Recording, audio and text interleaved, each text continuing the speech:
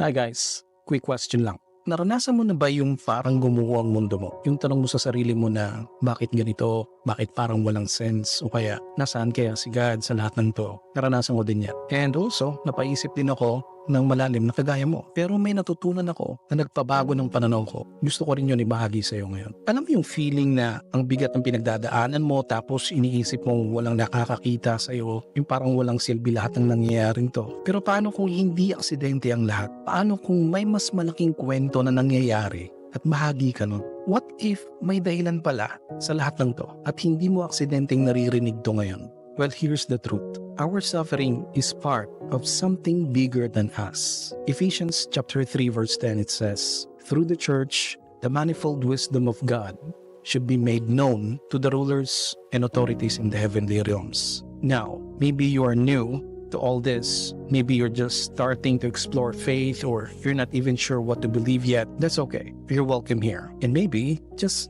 maybe, you're hearing this now because God is reaching out to you, showing you something bigger. I also wanted to consider Acts 17:27. It says, God did this so that they would seek Him and perhaps reach out for Him and find Him, though He is not far from any one of us. Itong mga verse na to, it reminds us that God isn't playing hide and seek. He wants to be found and He's not far from you. And what you're going through right now, it might just be part of how He's helping you to see that He's real and that He cares. Kaya kung iisipin mo, hindi lang basta personal ang lahat ng pinagdadaanan mo. May epekto ito sa mas malaking kwento na ginawa ni God. Ibig sabihin, ang buhay mo, ang storya mo, even ang sakit na dinadanas mo ngayon, may purpose to sa cosmic plan ni God. At hinahayaan niya na mangyari lahat ng ito ngayon sa buhay mo, yung suffering na yan, it's because gusto niya na makilala mo siya. Kung hindi mo pa siya nakikilala at dumadanas ka ngayon ng mga kahirapan sa buhay, kapatid, that's the sign. Panahon na para tumawag ka sa Diyos. At kung ikaw ay Kristiyano na at nakakaranas ka pa rin ng mga suffering, pakinggan mo yung mga susunod kong sasabihin. Let's imagine this. Parang courtroom sa langit. Nandun si Satan, ang accuser, sinisiraan tayo sa harapan ni God. Pero sa kabila ng to, ang ginagawa ni God after Satan accusing us of the things that we have done, si God, hindi siya basta nagre-react. Instead, pinapakita niya sa lahat, sa langit at sa lupa, na tama siya, na ang grace niya ay totoo. Yung pagmamahal ni God, hindi nawawala kahit may pinaiintulutan siyang masakit sa buhay natin.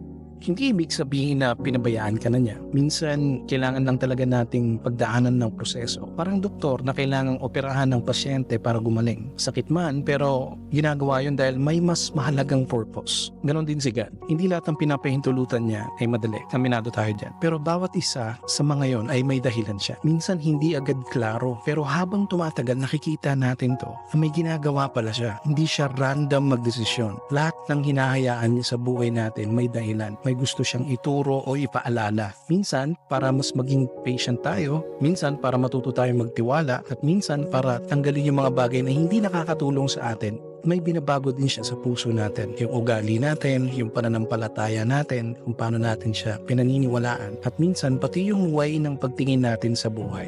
Dito papasok ang kwento ni Job. Isang classic example sa Bible ng taong nagdusa, hindi dahil sa masama siya, kundi dahil may layunin si God sa kanya. Baka yung iba sa inyo hindi pa familiar sa kanya, kaya kwento ko muna saglit. Si Job ay isang lalaking tapat kay God. Mayaman na tao, may pamilya, may respeto sa community, pero dumating ang araw na nawala lahat sa kanya. Yung ari-arian niya, mga anak niya, yung kalusugan niya. Pero hindi dahil sa kasalanan niya, kundi dahil pinayagan ni God na subukin siya para ipakita sa langit at lupa na ang pananampalataya ni Job ay totoo kahit wala na siyang mabuting nararanasan. Kung babasahin natin mismo ang kwento niya sa Bible, ito ang sinabi ni God kay Satan. Sa Job chapter 1 verse 8, "Have you considered my servant Job?" So, dito pa lang, makikita na natin na si God mismo ang nagpapakilala kay Job. Hindi para pahirapan siya, kundi para ipakita na may taong tapat kahit walang reward. Ang kwento ni Job, kung isipin mo, parang unfair talaga. Pero dito natin makikita yung perspective ni God na hindi lahat ng paghihirap ay parusa. Minsan ginagawa niya itong platform para ipakita ang katotohanan sa lahat. Kaya nga Job's suffering wasn't a punishment. It was a platform for the truth to be revealed. At dahil doon, makakarelate tayo. Lalo na kung naniniwala tayo kay God. Kasi ibig sabihin nito, kapag dumaan tayo sa mga pagsubok, hindi ibig sabihin kaagad na pinaparusahan tayo. Pwedeng ginagamit yun ni Lord para may ipakita siya sa sa ibang tao sa pamamagitan natin. Kaya huwag tayo kagad mag-isip na wala si God, pinapabayaan tayo, hinahayaan niya lang na mangyari to sa atin. Siya mismo ang umahawak sa kwento mo, kapatid. Ginagamit niya ang bawat parte ng buhay mo para ipakita sa iba kung gaano siya kabuti kahit sa gitna ng sakit, kahirapan, kakulangan sa buhay mo. Ngayon ang tanong, paano natin makikita ang koneksyon nito sa mga sitwasyon natin ngayon? Sa totoo lang, marami sa atin ngayon na dumadaan sa pagsubok. Maaring nawalan ng trabaho, nasaktan ng kapwa o nag-iisa sa loob ng matinding sakit. Pero kung i-apply natin ang natutunan natin kay Job, makita natin na pwede palang gamitin ni God ang mga ito para maipakita sa iba kung gaano siya ka-faithful at gaano katotoo ang pananampalataya natin sa Kanya. Palagi mo tong tatandaan. Kapag pinili mong magtiwala kay God, kahit ang hirap ng sitwasyon mo,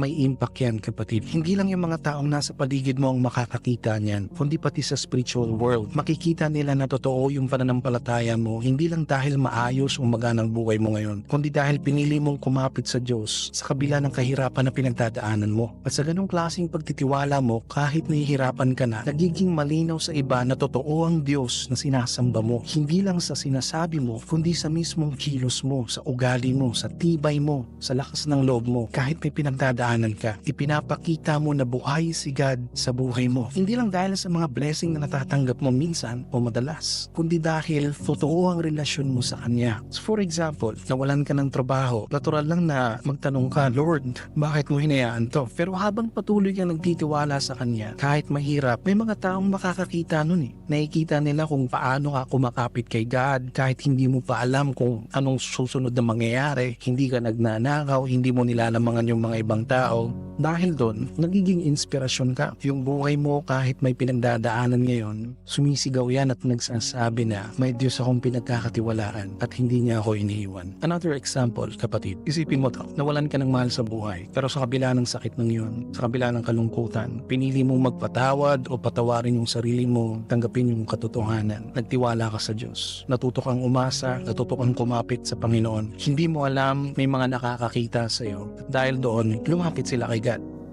Bago ko tapusin ang mensahe ito, oo, totoo, hindi natin kaagad naiintindihan kung bakit natin kailangan pagdaanan ng mga mabibigat na bagay sa buhay. Pero sa bawat sakit at pagsubok, isa ito sa dapat nating tandaan. Ginagamit ni God yun para ipakita sa iba na totoo ang pananampalataya natin sa Kanya. Kapag pinipili pa rin natin na magtiwala kahit masakit, napapakita natin na buhay si God sa buhay natin. Na hindi lang siya sinasabi, kundi talagang pinangahawakan natin na siya ay totoo. Dito nagiging malinaw na si God ay tapat, mabuti, kasama natin sa lahat ng season ng buhay natin. At habang pinapakita natin yan, nagiging patotoo tayo sa iba. Hindi lang sa mga tao, kundi sa buong creation. Kaya nga sinabi sa 1 Peter chapter 1 verse 12, even angels long to look into these things. Ang ibig sabihin lang nito, hindi lang tayo ang interesado sa nangyayari sa buhay natin ngayon. Pati ang mga anghel nakatingin at gustong maintindihan kung paano gumagalaw si God sa gitna ng sakit at pagsubok natin. Nakikita nila kung paano tayo nagre-respond, kung paano tayo kumakapit sa pananampalataya. At sa bawat hakbang ng tiwala natin sa Diyos, lalo nilang nakikita kung gaano kabuti at karapat dapat pagkatiwalaan si God. Kaya bawat araw na pinipili mong magpatuloy, hindi sumusuko, kapatid, may epekto yan. Positibo ka. Hindi lang dito sa lupa, kundi hanggang sa langit. Kaya lagi mo tatandaan to, kapag nasasaktan ka, hindi ibig sabihin na iniwan ka ni God. Minsan, ibig sabihin lang nun, nasa front lines ka ng spiritual battle. So don't give up, kasi sa bawat luha, sa bawat panalangin, sa bawat pagtitiwala, kahit hindi mo naiintindihan ngayon, may ipapakita si God sa iyo soon. At ang kwento mo ay magiging bahagi ng katotohanang magpapatahimik sa lahat ng kasinungalingan ni Satan. So next time, pag-uusapan natin, nasan kaya si God sa gitna ng sakit? See ya.